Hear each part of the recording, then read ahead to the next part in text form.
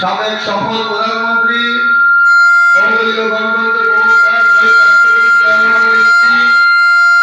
বাংলাদেশ জাতীয় দল বিএনপি ভারপ্রাপ্ত চেয়ারম্যান জনাব তারেক রহমানের আম্মা, প্রাণপ্রিয় নেত্রী এবং বাংলাদেশের আশা আকাঙ্ক্ষার প্রতীক মরহুমা বেগম খালেদা জিয়ার মৃত্যুতে আজকে আমরা তার রোহের মাগফিরাতের জন্য দোয়া এবং মিলাদ মাহফিলের আয়োজন করেছি।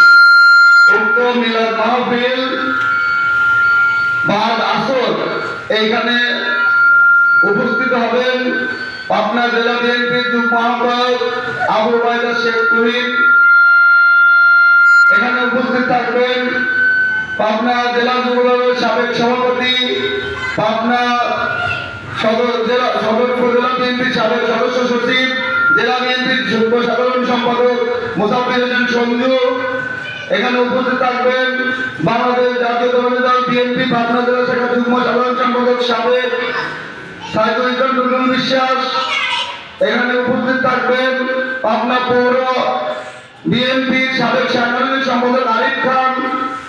আরো উপস্থিত থাকবেন বাংলাদেশ জাতীয়তাবাদী স্বেচ্ছাসেবক দল পাবনা জেলা শাখার সভাপতি ইয়ামিন খান সহ সকলকে আশেপাশে যারা ঘোরাফেরা করছেন আপনারা সবাই এসে প্যান্ডেলে বসেন।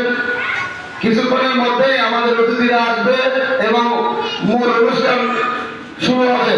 আপনারা এখন এদিক সেদিক যারা ঘোরাফেরা করছেন তারা এসে মূল প্যান্ডেলে বসেন।